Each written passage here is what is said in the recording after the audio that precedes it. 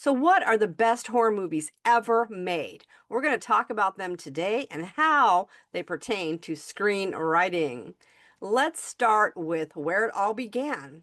Almost 100 years ago, we're only 6 years out from the anniversary of Dracula, the original with Bela Lugosi. Let's take a look at the trailer, and I'm not going to show you the trailer for all the movies that I'm going to be talking about today, but I think this one deserves that honor.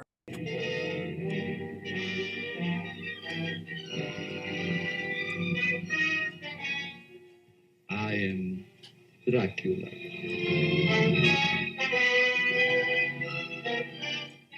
A moment ago, I stumbled upon a most amazing phenomenon. Something so incredible, I mistrust my own judgment. Look, Dracula. The very mention of the name brings to mind things so evil, so fantastic, so degrading. You wonder if it isn't all a dream, a nightmare. rats, rats, thousands, millions of them. But no, this is no dream. This is Dracula, the original terrifying story of a maniac and a man who lived after death, lived on human blood, took the form of a vampire bat, and lured innocent girls to a fate truly worse than death. Dracula? What's he done to you, dear? Tell me. He came to me. He opened his thing in his arms, and he made me drink.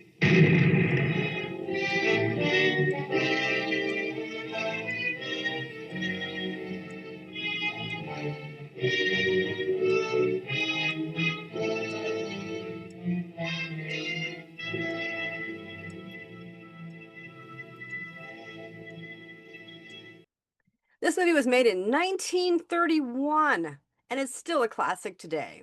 If you have never seen Dracula, or if it's been a while since you've seen it, please go and watch it. It is an absolute classic. And Bela Lugosi is, in my opinion, one of the best Draculas there's ever been. Now, why is this important for screenwriters? Because this is the one that really started it all. It really made that horror genre something that people wanted more of. The fear factor, they just couldn't get enough of it. This was the beginning, the starter. So if you're interested in horror in this genre, this is one to take a look at.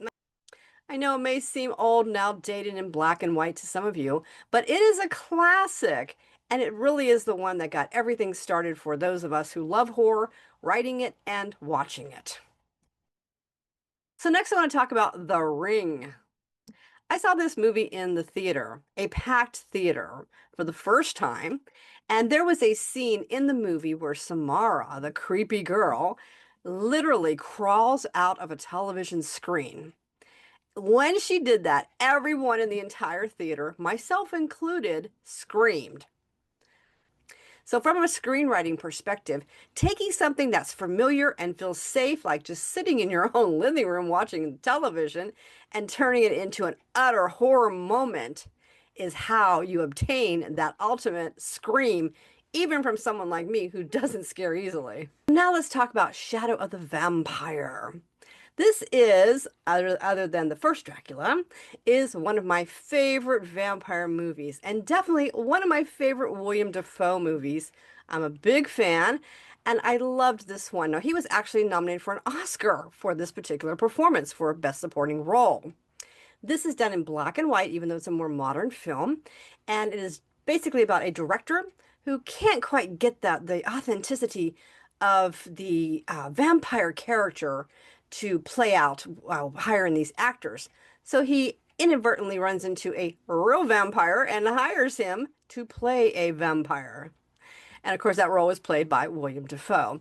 It is a classic. It has everything a screenwriter should really pay attention to in a horror movie because it has irony that pertains to the entire plot, lots of wicked twists and turns, and of course, the classic moment where he eats some of the cast members and starts eating the crew, and the director's upset, and he's like, "You should have eaten the writer. We don't need the writer anymore." So if you have not seen this one, it's definitely one for the screenwriter to pay attention to.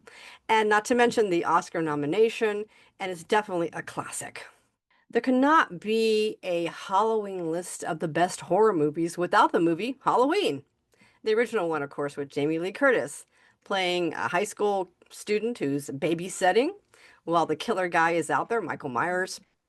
Not only because they filmed it in what today would be considered a pretty unsophisticated technology, but because it's just so classic. And again, it takes that familiar thing, just, the teenage kid babysitting for some extra money on the side, and is over at the people's house while there's a killer loose. And this particular movie really started that mandatory requirement in film that the threat remains in the end, and really began and kicked off the franchises of horror, where you had multiple, Halloweens, one, two, whatever, multiple, Nightmare on Elm Street, etc.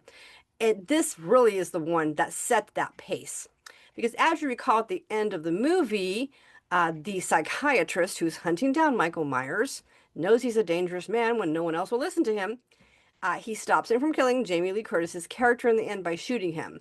Myers falls out the window, appears to be dead on the ground on the first floor, and they're on this, I believe it was the second floor. And he looks back at Jamie Lee Curtis's character, and she says, "Was that the boogeyman?" He says, "A matter of fact, it was." And then he turns around, and Myers is gone. And they play that super creepy music.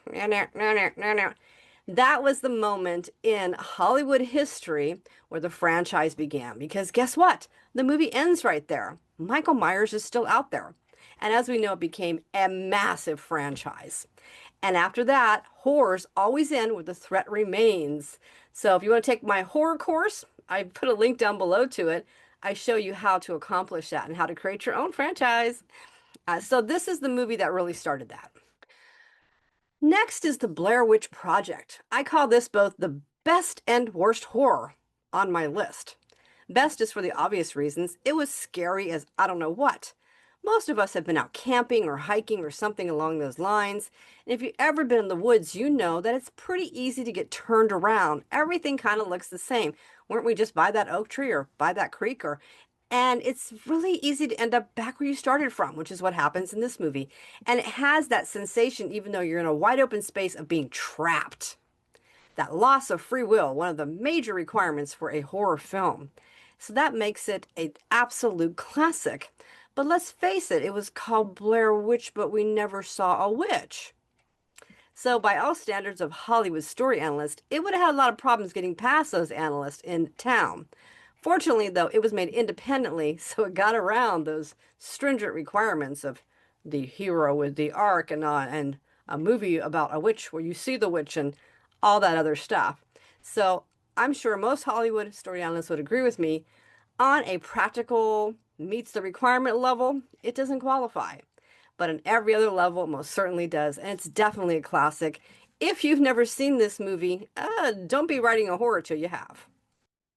Then there's the gory, infamous Saw, which was so uniquely done. What I like so much about Saw is it also set a new precedence for screenwriters in the business. Horror had always started out slow and built up the suspense with something lurking in the dark or something coming after you, and we never quite knew what it was till the end.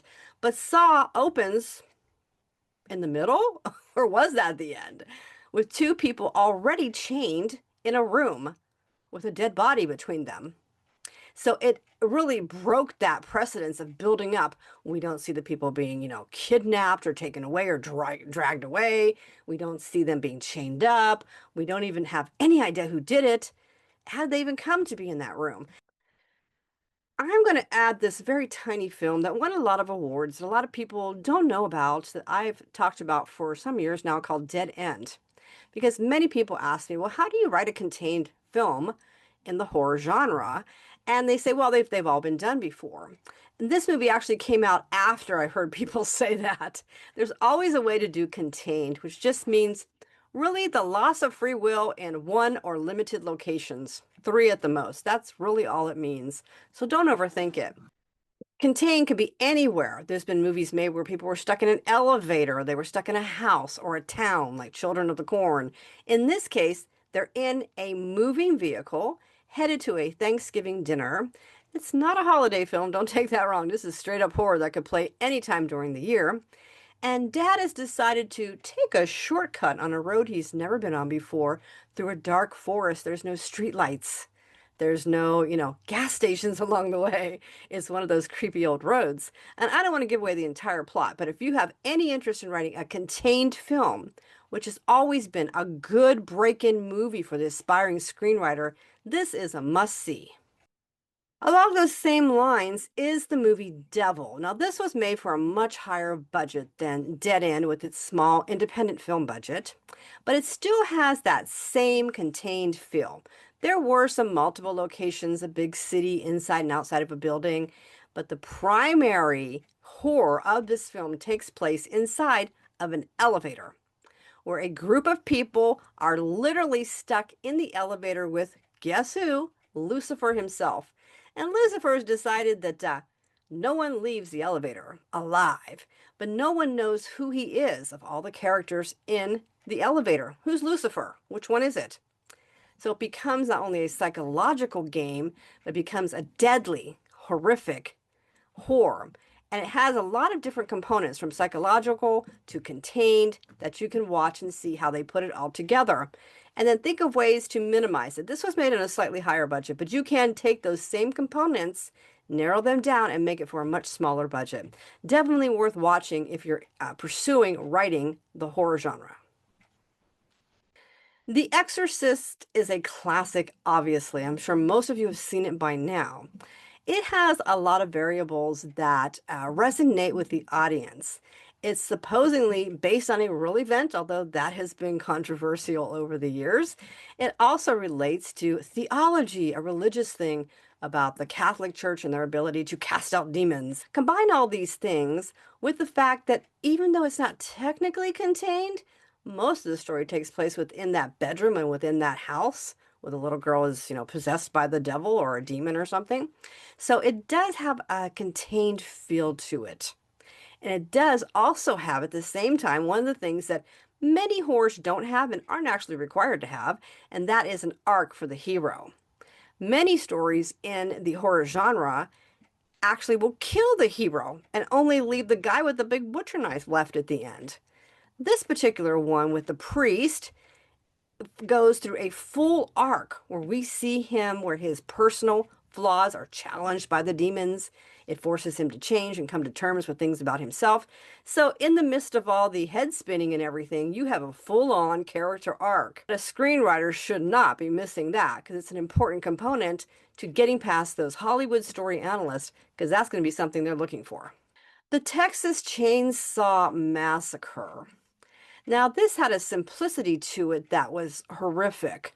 You're out there in the vehicle and you go to this place and then there's that chainsaw thing. I think all of us sometime in our life have used a chainsaw, have heard it in the background running. Someone was making something, cutting up firewood, or someone in the background was creating something in a craft shop or something along those lines. So it's sort of this everyday thing.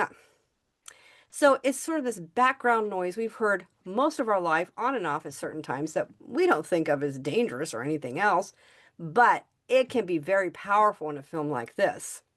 There was a scene in the Texas Chainsaw Massacre where he comes barreling through an entire wall because he chainsawed through it. And so I'm going to tell you a little personal story now. I went to a fright night at Knott's Berry Farm some years ago, and I'm not someone who scares easy, not afraid of heights, nothing like that. I mean, I have seen bears in the woods, I've done it all. But I was with my sister, and we went into what was called the House of Maniacs. And we were behind a group of Japanese tourists. They all had their cameras, and they were, just adorable. We've been talking to them earlier, and they were in front of us. And we got to this point where we're in the House of Maniacs, where there was two directions to go, and there was a person standing there directing the people, and everyone in the line was told to go this direction, but myself and my sister and this group of Japanese tourists were told go that direction over there. Only us. We were the only ones told to go that way. So we went over there and we hit an exit sign. And I'm like, this can't be the end of it. We just came in here. It's like, how can it be the end? I'm like, we're gonna turn back. So we all agreed to turn back. So we're literally standing at a dead end, what we thought was a dead end. And all of a sudden we heard a chainsaw. And you got it. This guy chainsaw us through the wall. Of course, it was a fake prop type of thing, Hollywood done. Every one of us screamed and we ran over each other to get out of there. Well done, Knott's Berry Farm. And it wasn't so much the fact that he came through the wall, it was just the sound of the chainsaw. Something I've heard my entire life, but in that setting and having seen that movie, it became a horrific moment. So think of the sounds in your own life as a screenwriter that you just take for granted as being safe and try to find a way to make them unsafe, and you will scare somebody. Along those same lines is The Shining, of course, the classic from the Stephen King book.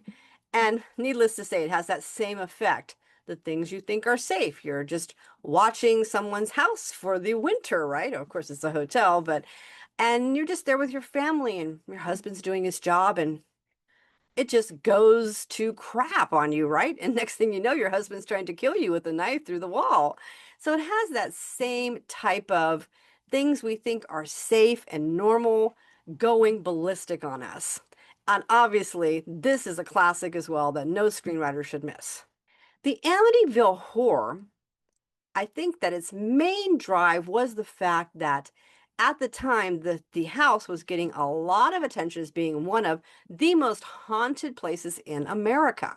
Family after family supposedly were driven out by something evil in the house.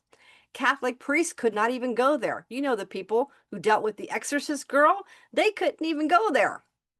So it was getting a lot of real life press. This is a real life house here in the United States of America. So that when the movie was made, it was an instant hit, of course. And you saw the creepy things, again, familiar things like a fly in the window, and suddenly there's a million flies. So you're taking the familiar and exaggerating it in terms of screenwriting now. This supposedly is what really happened in the house. A weird red eyes in the window. Was that a pig or a demon face? I'm still trying to figure that one out.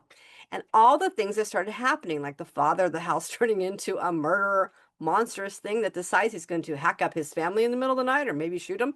He seems to be undecided. But it deals again with that familiar setting, but we're taking a real life thing that people already think is creepy in some way and then just taking it and exploding it onto the screen.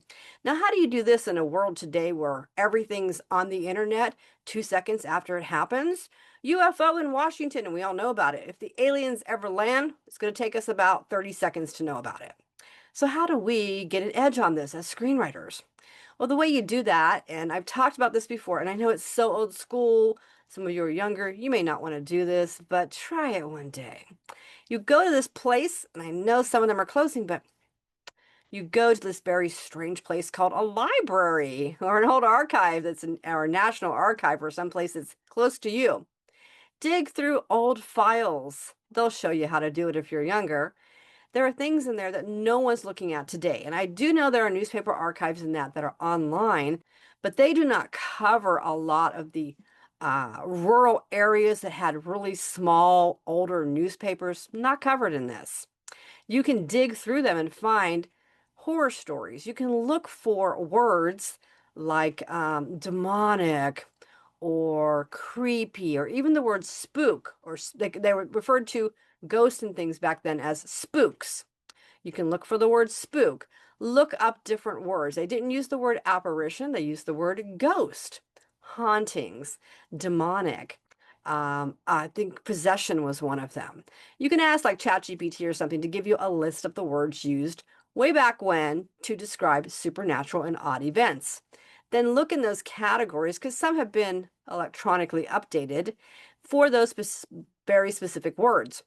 If it's so old school that they don't even have that, you're going to have to really dig through it. But when you find that gem, it'll be worth it. And for those of you who think this is a silly notion, there have been a lot of movies made based on doing this exact thing. I'm going to give you two examples, even though they're not from the horror genre. One would be Con Air. The other would be Footloose. People just driving by through a town found out some information about this local town, that one of the laws there is that you can't dance. What? Say what? What year is it? And they began digging into this little law they just heard about on random and found out it was literally still on the books. And that became the movie Footloose, something no one else in the mainstream had heard of before. Con Air was by someone who saw this large plane landing in what appeared to be the middle of the desert. Come to find out, they were actually going to a prison facility, and the plane was called Con Air. Silence of the Lambs. Now, this one some people would say is more crime drama or crime thriller, but it also falls in the category of psychological horror. The reasons are obvious. This is a psychological game being played between the mastermind killer and the newbie FBI agent who's still, getting her little feet wet in what's happening. And can she outwit him? Because he's way ahead of her, 10 steps ahead of her at every single step, while helping her catch the killer, or is he luring her to the killer? It is a psychological game that creates an aspect of horror, which is reinforced by the things that we see from the killer, literally wearing the skin of his victims. And it's definitely one the aspiring screenwriter should pay attention to, especially if you're interested in the psychological horror. And I know a lot of you are. Now for my personal favorite one of all time has to be Psycho. Why Psycho? It's a classic, of course, made back in the 1960s, Alfred Hitchcock. Why this particular one? Because it deals with something that is incredibly familiar and turns it into absolute terror, just like The Ring did with the television set, sitting and relaxing in your own living room, and the horror creature crawls out of the television at you. Psycho did that many years before The Ring ever came along. They did it with the shower. We all take a shower every day, but imagine being murdered in your own shower. It took the familiar and turned it into terror. That is a component that will make your horror screenplay become a classic. Now, Psycho didn't end up in some big franchise. They weren't doing them so much back then, but it could easily lead to a franchise if you hit upon something familiar. Pay attention in your daily life. What are the familiar things you kind of take for granted like that? If you can find something to tap into that is familiar, that you can make horrific, you could have Hollywood's next classic horror on your hands. Okay, everyone, so my name is Barb Doyon. I'm a Hollywood story analyst. Thank you for being with me today. If you want to learn more about my website and who I am, you can check out everything down below. Please subscribe if you want to do a deep dive on Hollywood. We'll be here weekly.